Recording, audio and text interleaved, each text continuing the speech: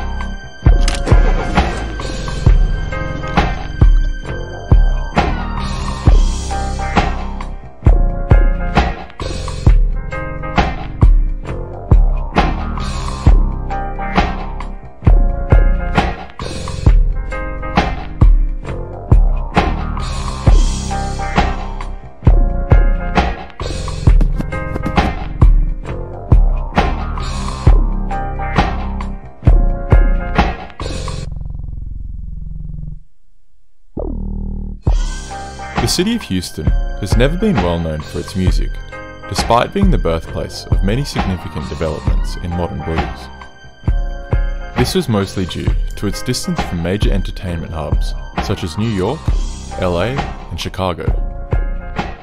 While Houston struggled to gain mainstream success during hip-hop's early years, label owners were usually more concerned with local sales over national exposure, as the size of Texas alone was enough to create a thriving business. The media also wasn't very concerned with reporting on Houston's music scene, as Southerners were just seen as country folk with nothing of worth to contribute, and narrators of hip-hop story, for the most part, not interested in anything that deviated from the established sound. This would all change in the mid-90s to early 2000s, with the success of artists such as UGK, DJ Screw, Little Kiki, Little Flip, Slim Thug, Trader Truth, Zero, Paul Wall, Mike Jones, Chamillionaire, and many others. But the first group to really put Houston on the map were Ghetto Boys.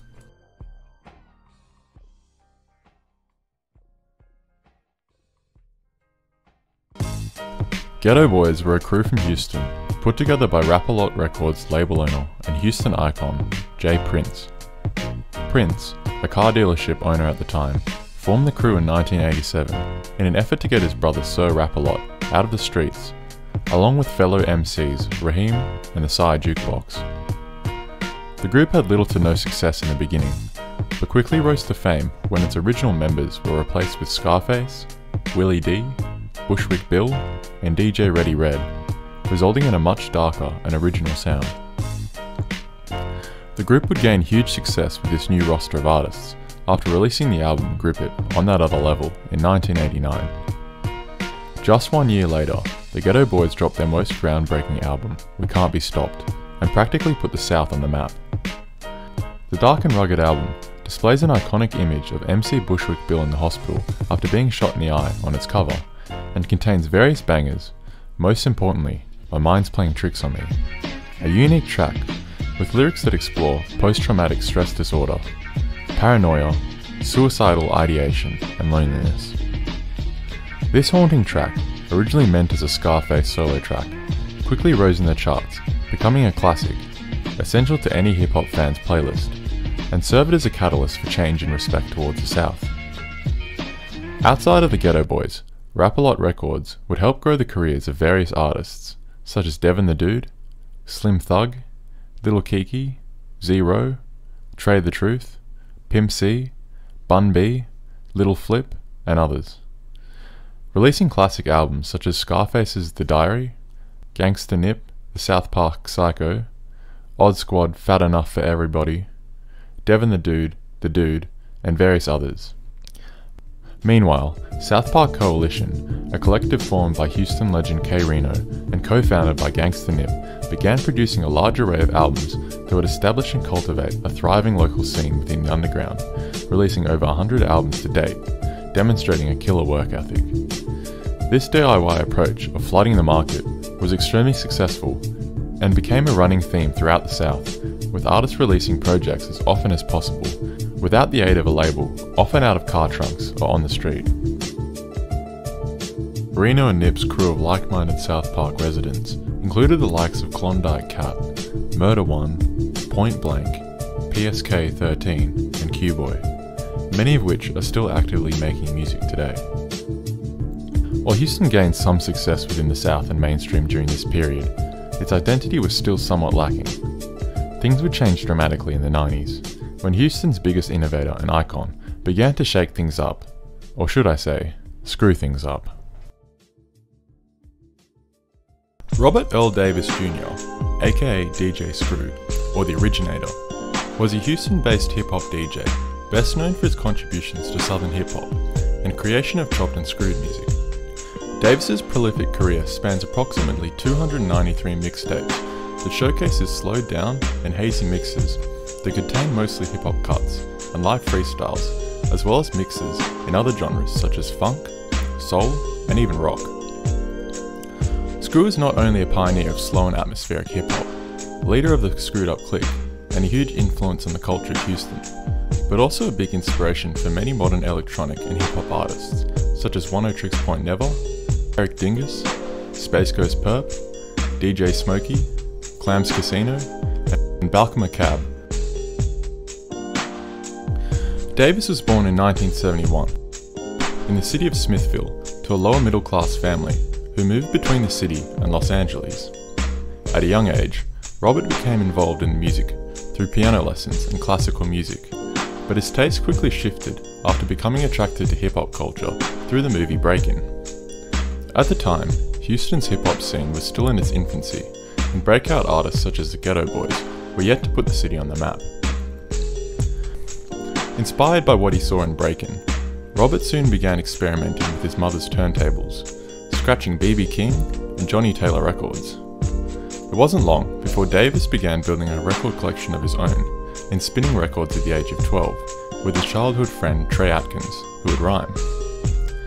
Atkins claimed that Robert built his own DJ setup with 2 turntables and a fader, salvaged from a radio tuner, and that the two would record mixtapes by laying a cassette recorder in front of the speakers. Atkins would later give Robert the nickname DJ Screw, due to his habit of defacing records that he didn't like with a screw. This nickname also foreshadowed the technique of slowing down records that he'd become famous for later on, as the speed of cassettes could be manipulated by turning a screw in some hi-fi units. Screw would later move to Houston with his father and began his career as a DJ at a local ice skating rink, dropping out of school shortly after. It was around this time that he would begin to pioneer the style of chopped and screwed music. But before we can get into that, it's important to address Screw's biggest inspiration, DJ Daryl Scott, a popular DJ who mixed dance records throughout the 70s and 80s. Scott's mixes contain the 2 basic elements of chopped and screwed music: doubled beats and slowed down records. But these techniques were never combined. Seeing the potential in these techniques, Screw began experimenting with his own slowed down style in the 90s, utilising new tools such as 4-track recorders that helped add a layer of texture to his hazy mixes and slowed the songs down to a snail-like pace that wasn't possible with turntables. His tapes were all long film, generally on a 100 to 120 minute Maxell XL2 grey tape, and featured cuts from various hip-hop styles, with some tapes featuring R&B and soul jams.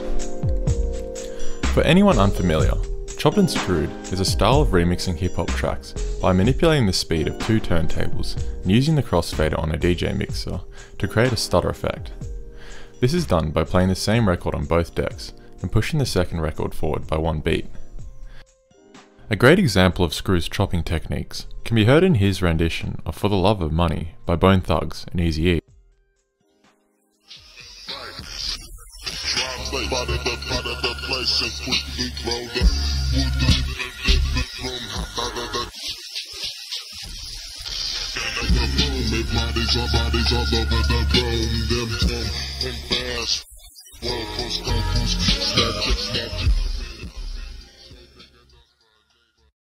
These techniques are only the basis for Chopped and Screwed, and have developed over the course of many years, with DJs implementing extra effects and techniques to further enhance the ethereal nature of the style.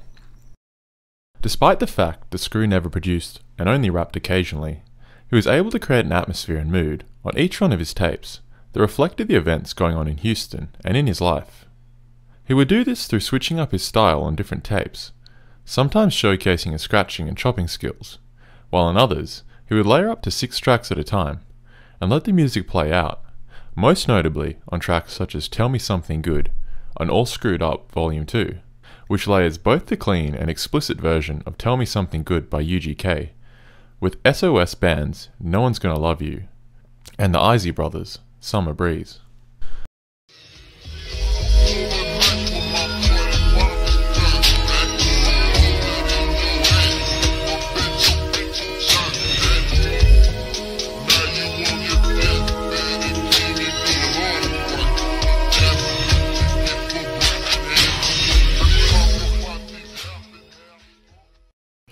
Due to the intense stretching of these records, the voice of Screw and the music became distorted and deeper, adding a greater presence in the low end. This combined with the use of chopping, filters, tape hiss, and phasers, creates an extremely intoxicating feeling for the listener that mimics the effects of marijuana and syrup. Screw would also narrate many of his tapes with shoutouts and salutes to his fallen friends, or a description of what he was up to, all with a strong southern accent. This narration and sedative atmosphere helps transport me into Screw's world and almost feels like I'm there chilling and smoking blunts with him.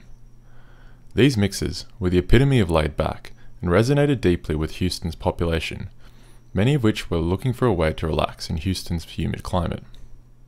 Some of my favourite moments on Screw tapes include Screw's remix of the highly abstract and psychedelic track Fondren and Maine by Gorilla Mob.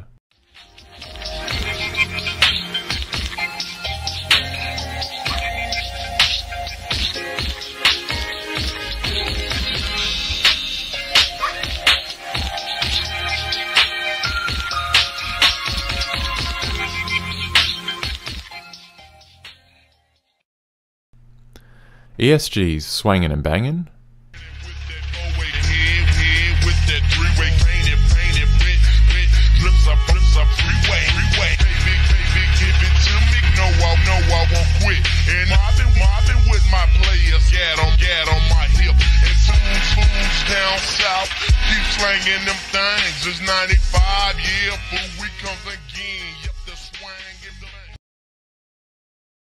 D'Angelo's hit Brown Sugar,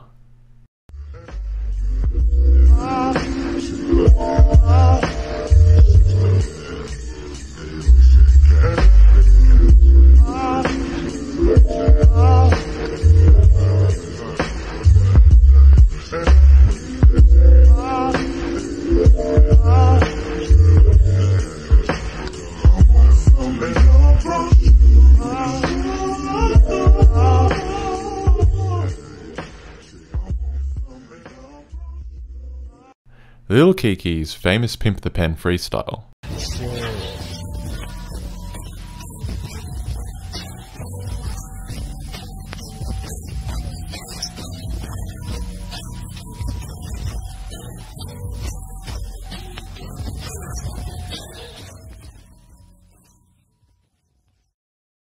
Peeping in my window.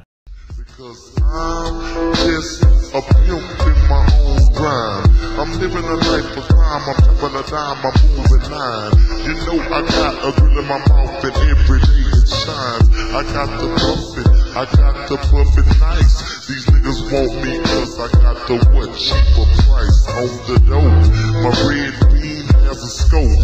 I'm coming through and I'm taking a shower with some Crystal. Bump and Grind by R. Kelly.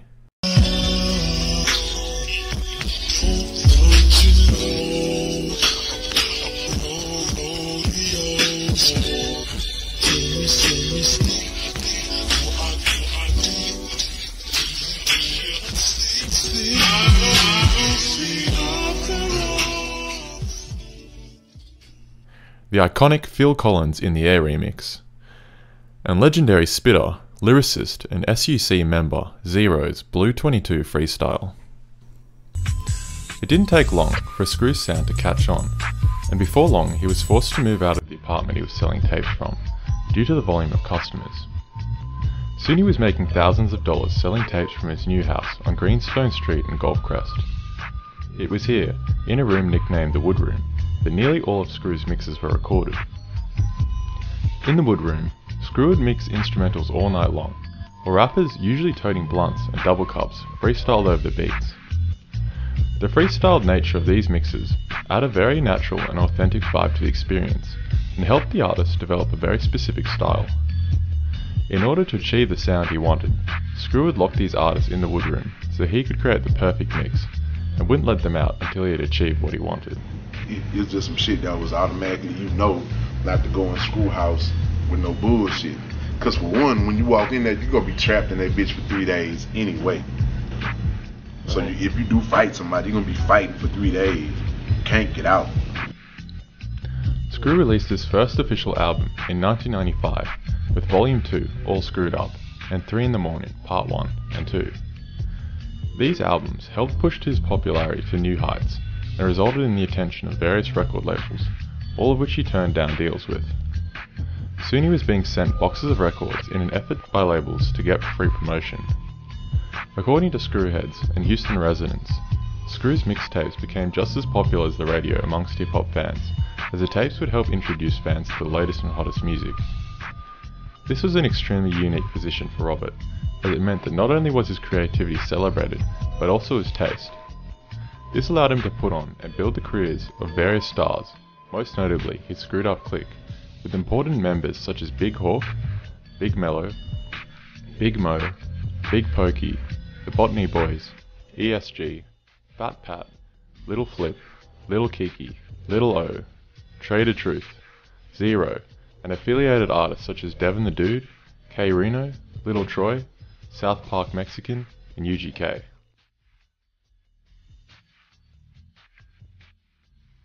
Many of these artists would stay regional sensations, while others would gain worldwide success. This was the case for UGK, a group from Port Arthur, Texas, composed of Bun B and Pimp C, whose albums Super Tight and Ride Dirty helped solidify Southern hip-hop's identity within the mainstream, by blending bluesy textures with funk, soul, 808s, and down south slang.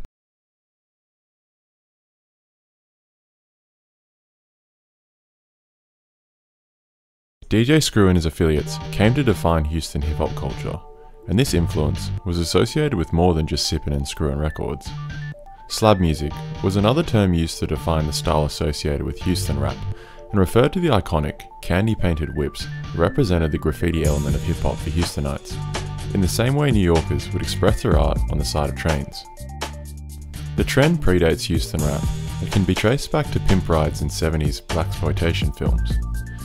These large and obnoxious vehicles were originally driven by D-boys to indicate success and wealth, and quickly became an outlet for artistic expression.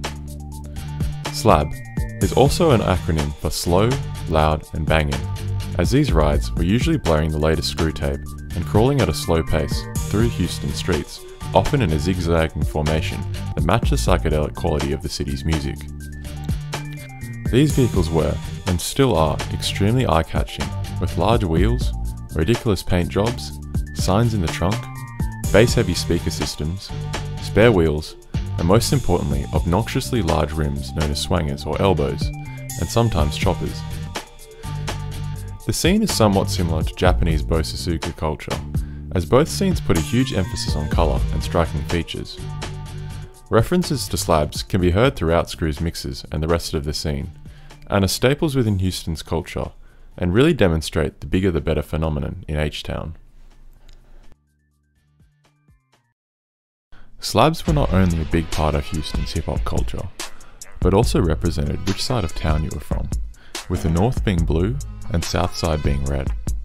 During Screw's reign in the 90s, these two sides of the city were heavily divided, resulting in multiple carjackings and actual graffiti on the side of enemy slabs.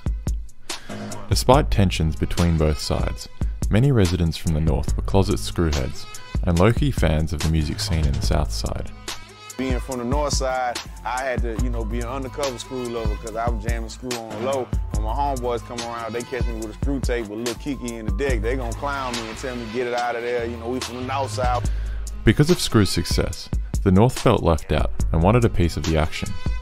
This resulted in DJ Michael 5000 Watts creating his own chopped and screwed mixes and filling the void in the north.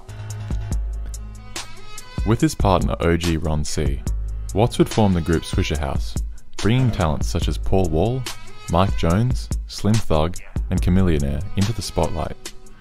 Despite Watts paying homage to Screw throughout his career, tensions between the Screwed Up clique and Swisher House would develop, as Watts was clearly capitalizing on Screw's ideas, relabeling them as Swisher mixes. The beef between Swisher House and the Screwed Up clique would eventually come to an end, resulting in collabs between the two crews that would help elevate the scene to new levels of popularity. Swisher House and its affiliated artists ended up taking the world by storm in the late 90s, with tracks such as Sittin' Sideways by Paul Wall, and most importantly, Still Tippin' by Mike Jones. The over-the-top colour schemes and ridiculousness of slab culture also translated into an emerging art style within Houston. Pen and Pixel were a design company responsible for some of Houston and the South's most intriguing and iconic album artwork. Initially, the team created works that portrayed their artists as tough and gangster, but as the style evolved, Houston's blinged out and sparkly aesthetic came to fruition, with rappers sporting grills and chains, Broads and Benjamins against backdrops of fire, syrup and even grizzly bears. When viewing this art, I can't help but wonder what these people were thinking, as many of these artworks are so bizarre that they don't even make sense as rap album art. This style would only grow in popularity for years to come, and was even adopted by artists outside of the South, such as Snoop Dogg. Meanwhile, Vietnamese immigrant and Houston icon Johnny Dang would begin to capitalize on the city's obsession with the big and striking, with his custom jewelry business after meeting rapper Paul Wall. Dang would go on to supply the grills and chains for many of Houston's biggest stars, and has continued to be the go-to guy for jewelry in the broader southern hip-hop scene, with artists such as Migos, Gucci Mane, Lil Pump, and Chief Keef shouting him out on their songs. Chains and candy-painted slabs were not the only thing that sparkled in the South. Lean, a popular codeine-based beverage, also known as mud, drank, or scissorb, was and still is a major component of Houston's hip-hop culture, but all that glitters is not gold. It's a common misconception that Screw's techniques were inspired by the effects of lean, a recreational drug created by mixing cough syrup with Sprite and hard candy. But Screw actually claimed that weed was one of the more important influences in his creative process, stating that the slowed down style stuck with me because when you're smoking weed and listening to music, you can't bob your head to nothing too fast. While lean was not the inspiration for Screw's techniques, it quickly became synonymous with his music and Houston in general. But the city's relationship with the beverage has a long history.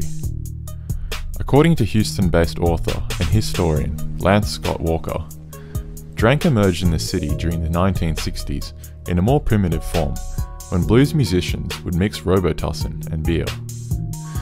These musicians lived in the 5th Ward, 3rd Ward and South Park neighbourhoods of Houston, and the formula was quickly appropriated by the younger generation into a codeine and promethazine soda mix in the 80s and 90s. The drink fit the Screwhead lifestyle, as its sedative effects complemented the slowed down atmosphere of Screw's music, and acted as a cold refreshment from Houston's climate.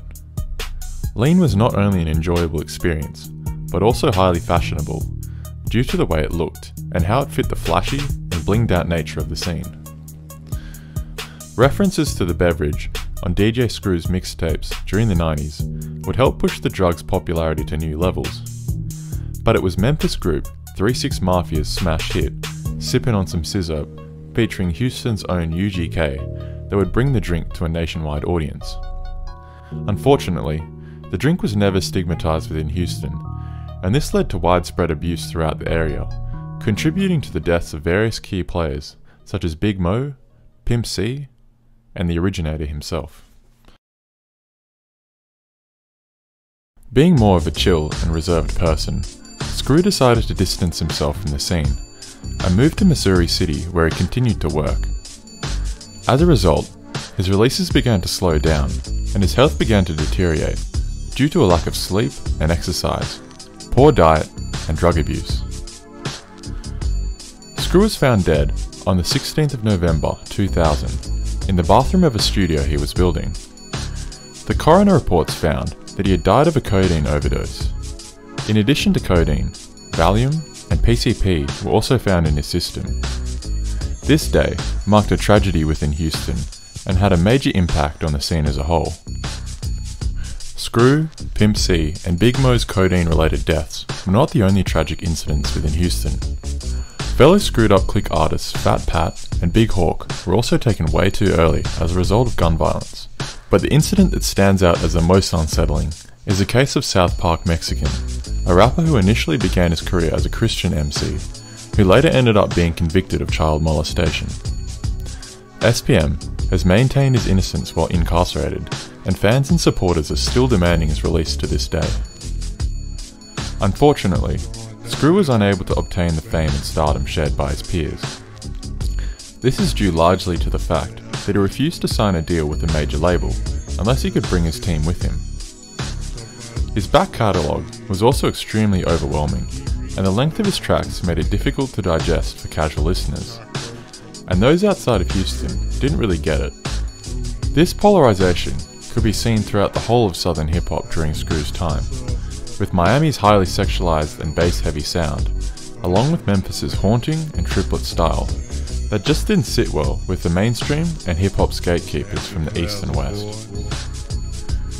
But Screw in Houston still managed to have a lasting impact, and this could be seen with the success of tracks such as Still Tippin' by Mike Jones, Sippin' on Some Syrup by 3 6 Mafia and UGK, Pourin' Up by Pimp C, and a whole lot of tracks that promoted Houston's fashion, sound, and lifestyle.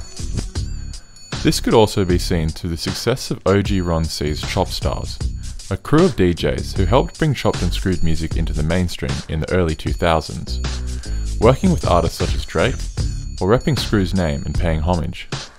But as Screw would say, it's only a screw tape if I screw it. Despite this sentiment, there are actually quite a few Screw-influenced DJs around today, my favourite being Slim K, who regularly remixes new mixtapes and tracks. The influence of Houston would continue to grow throughout the 2000s and into the 10s, with artists employing a more colourful and bling-heavy fashion style in their music videos. The rise of the South saw artists such as Lil Wayne and Gucci Mane promoting codeine abuse and showcasing a lifestyle reminiscent to that of Houston's rap scene. These artists would receive large backlash and criticism, but despite this, old heads had no control over the younger internet generation who were being shaped by the sounds and ideas of the South. In the early 10s, Houston's influence would begin to make its way onto the web and into the weird realm of outsider hip-hop through various unique and experimental artists. One such artist was Viper, an enigmatic MC and talented producer from H-Town, who pushed Houston's sedated sound into meme territory, with syrupy production and a vocal style that can only be described as lean the fuck out. This style is best exemplified on his most famous track, You'll Cowards Don't Smoke Crack. This track was taken as a joke by many, and was quickly labelled as meme rap.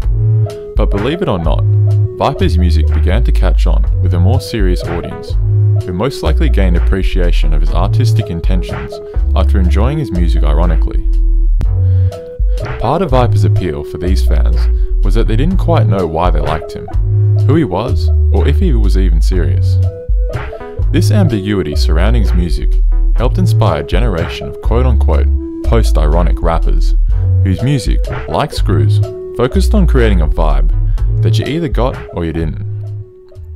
This style quickly grew, with artists such as Lil B, Main Attractions, and Space Ghost Perp, who all shared a common appreciation of screwed up music and pushed a sound that doesn't rely on wordplay, clever rhyme schemes or flows, but rather on a vibe and atmosphere, usually explored through freestyling and letting the beat do most of the talking.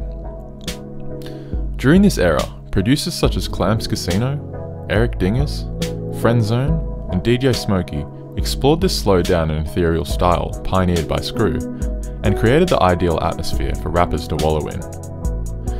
This was the beginning of cloud rap, a style that combined the influences of hip-hop's third coast, with a sprinkle of irony, self-awareness, emotional vulnerability, and a whole lot of drugs. Slowed lyrics, beats drenched in reverb and delay, as well as many references to Houston and Screw. While Screw may not have been influenced by lean, cloud rappers certainly were. In fact, just about every cloud rapper is sipping on something, whether it be Gatorade, blood, tears, or just good old drank. And this trend has even made its way into the mainstream, with artists post the 2016 XXL freshman list making reference to lean and using more psychedelic sounding beats. Along with drank, bling heavy imagery, and just a general ignorant flex heavy aesthetic in SoundCloud rap, is clearly rooted in the culture of Texas, with its over the top and ridiculous bigger and better attitude. References to the culture can be seen all over the place, with pen and pixel artwork, and even remixes of older Houston tracks, such as DJ DMD and Little Kiki's famous track 25 Lighters, which was repurposed by Marcy Main of Goth Money Records in his track of the same title. Screw's music was not only an inspiration for rappers, but also for hipsters and indie artists in the hypnagogic pop scene and occult internet genre Witch House. Both scenes employed screwed up time-stretching techniques to achieve an atmosphere of drowsiness and sedation, with Witch House that later evolved into the wave genre, also employing southern drum patterns and percussion. LA beat scene legend Shlomo also credits DJ Screw as a big influence on his production, and states that slowing down his own tracks is the first thing he does when remixing. Screw's slowed and throwed style is also evident in the production style of various left-field EDM artists, such as Actress and Andy Stott, whose use of breaks on We Stay Together is very reminiscent of Screw's time-stretching techniques.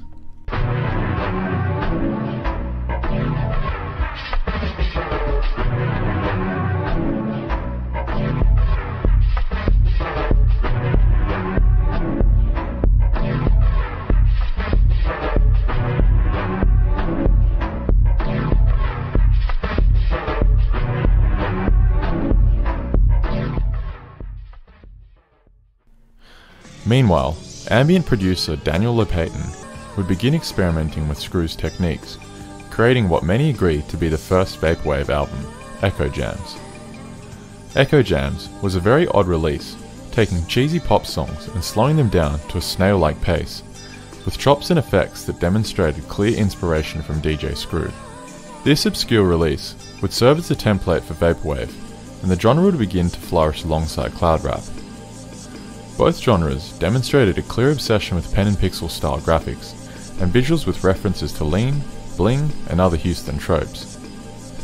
Due to the irony associated with both cloud rap and vaporwave, a strong undertone of excessive consumption and parody of capitalism began to make their way into the music, with artists from both genres making references to escapism through drug use, money, and nostalgia, which really challenges the idea of the bigger and better in Houston.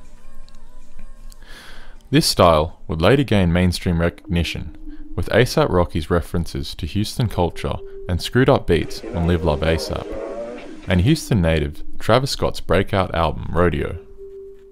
Scott would later pay his respects to Screw on the track R.I.P. Screw on the heavily psychedelic album Astroworld.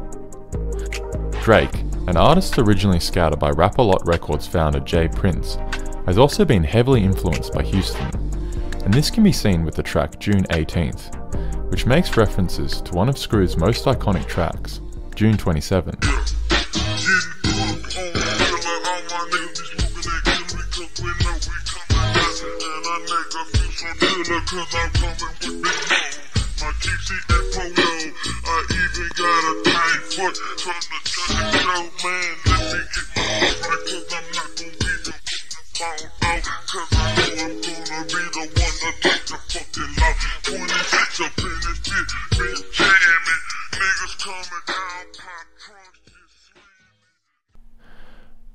This freestyle features Big Mo, Bird, Demo, Key C, Youngstar, Big Pokey, K-Love, and Haircut Joe, and featured on Screw's 1996 mixtape, Chapter 12, June 27th. This date is celebrated as an unofficial statewide holiday in Texas, and is heavily ingrained into the city's culture to this day. Houston is without a doubt one of the most diverse and obscure scenes in hip-hop's history, with a sound for just about everyone, ranging from prolific conscious rappers such as K Reno, soulful and melodic artists like Big Mo and Zero, oddballs such as Devin the Dude, Viper and Riff Rap, and even hip-hop's most famous Christian rapper Lecrae. So it's no surprise that Houston's scene can be extremely overwhelming for newcomers, and that's why I suggest starting out with the basics. Firstly, I recommend checking out We Can't Be Stopped by the Ghetto Boys and Scarface's The Diary, as this will provide you with some context, and from here you can begin checking out Rap-A-Lot Records' discography. If you're feeling up for it, the South Park Coalition has an endless array of projects to explore and will keep you busy for hours, with Stories from the Black Book being the best place to start. Swisher House have a variety of great chopped and screwed mixtapes, most importantly Lil Wayne's Carter series, as well as regular tapes such as Who Is Mike Jones and Paul Wall's People's Champ. Chamillionaire's Mixtape Messiah series is also worth checking out, as it's the longest and most bought mixtape in Houston history. UGK's Riding Dirty and Bun B's Trill are also great projects that I highly recommend. No list of Houston projects is complete without mentioning the Screwed Up Clique, with albums such as City of Syrup by Big Mo and Fat Pat's Ghetto Dreams, as well as ESG's Sail in the South and Little Kiki's Don't Mess with Texas. You also can't forget Zero's debut, Look What You Did to Me, and Trey's Restless. Screw's catalogue is probably the most dense, but I recommend just checking out a few of his grey tapes, such as Codeine Fiend, Blue 22, Wine Brie Over Gold, and my personal favourite, Stressed Out, as well as his albums All Screwed Up and 3 in the Morning Part 1 and 2. I'm only just scraping the surface with my recommendations, and really encourage you to go digging on your own, because there's just so much out there. So please comment with your recommendations below. In conclusion, the efforts of Screw and the wider Houston scene have had a huge impact on the trajectory of hip-hop.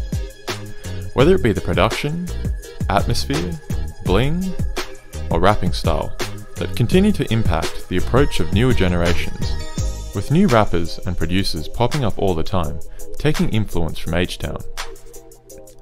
This style has not only changed the definition of rap and how artists approach the genre, but also had a huge impact on various niche scenes such as vaporwave and cloud rap that continue to evolve from their screwed up roots. If you enjoyed this video, I highly encourage you to join the conversation in the comments. Have you got a memory to share? Favourite screw tape? Artist or album? Feedback to give? Or suggestions for a future video? Please let me know and share this with one of your friends.